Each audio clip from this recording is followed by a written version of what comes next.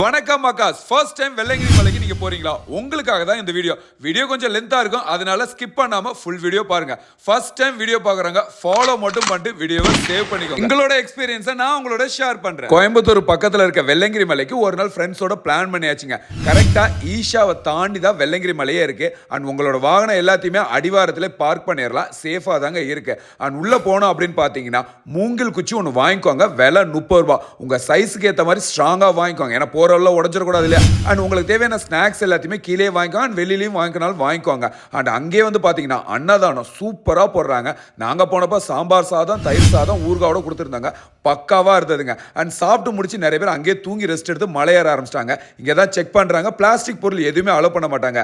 20 ரூபா கொடுத்து உங்கள் வாட்டருக்கு எனக்கு டோக்கன் போட்டுக்கோங்க, அண்ட் ரிட்டர்ன் வந்து கொடுத்தீங்கன்னா 20 ரூபா திருப்பியும் தந்துடுறாங்க. உங்களோட லக்கேஜை முடிஞ்ச அளவுக்கு கம்மியாக எடுத்துகிட்டு போயிருங்க, வெயிட் கம்மியாக இருந்தால் ஈஸியாக ஏறலாங்க. அண்ட் போகிறவரில் பார்த்தீங்கன்னா குச்சி நிறையவே கிடைக்கும், விருப்பம் இருக்கிறவங்க அங்க கூட எடுத்துக்கலாம், காசு கிடையாது அப்படின்னு சொல்லிட்டு முதமலை ஏற ஆரம்பிச்சாச்சுங்க. உண்மையுமே கஷ்டமா தான் இருந்தது, குச்சை ஊனி தான் ஏறணும். முதமலை முடிச்ச உடனே அங்க ஒரு கடை இருக்குங்க, அண்ட் பிள்ளையார் கோயிலும் இருக்குங்க. பிள்ளையாருக்கு வணக்கத்தை போட்டு கடையில ஸ்நாக்ஸ் வாங்கலாம் கேட்டா விலை ரொம்ப அதிகமா இருக்கு அப்படின்னு பாத்தீங்கன்னா இவங்க எல்லா பொருளுமே தலையில சுமந்து தான் மேல கொண்டு வராங்க. ரெண்டாவது மலை வழுக்குப்பாறை, அதுவும் கஷ்டமா தாங்க இருந்தது. ரெண்டாவது மலை தாண்டோன்னு வர சொன தண்ணியில உங்க வாட்டர் பாட்டில தண்ணியை ஃபில் பண்ணிக்கோங்க. ஏன் அப்படின்னு பாத்தீங்கன்னா ரொம்ப தூரம் டிராவல் பண்ணதான் தண்ணி கிடைக்கும். அங்க இருந்த பாம்பாட்டி சித்தருக்கு ஒரு வணக்கத்தை போட்டு எப்பா எப்படியாவது எங்களை நல்லபடியா மலை ஏத்திருங்கன்னு சொல்லி மலை ஏற ஆரம்பிச்சாச்சு. இந்த தான் ரெண்டாவது சொன்ன தீர்த்தம்.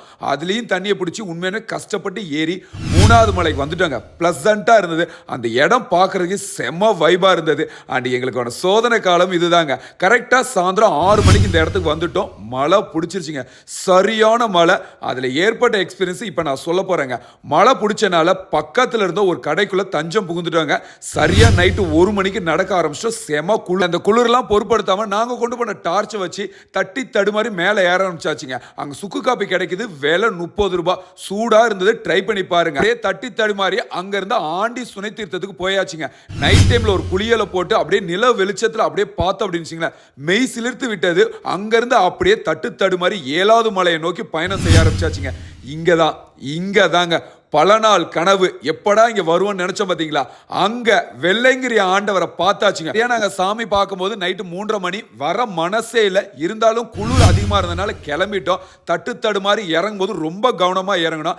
அங்க ஒட்ட சித்தரோட சமாதியை பார்த்தங்க, அவருக்கு ஒரு வணக்கத்தை போட்டு தலைவனோட என்ட்ரி, அதாவது சன் ரைசிங்க, செம்ம வைபா இருந்தது. இந்த மலைக்கு வர நினைக்கிறவங்க தயவு செஞ்சு உதவிக்கு யாராவது கூட்டுவாங்க. குறிப்பா உடல் பருமனா இருக்கவங்க, இருதய கோளாறு உள்ளவங்க, வயசானவங்க கண்டிப்பா மலை ஏறது ரொம்ப கஷ்டம். இந்த வீடியோவை வெள்ளையங்கிரி மலை போன்னு நினைக்கிற சொந்தக்காரங்க, தெரிஞ்சவங்க, தெரியாதவங்க, பக்கத்து வீடு ஏத்து எல்லாத்துக்கும் அனுப்பிச்சுடுங்க. அடுத்த வீடியோல வரட்டா.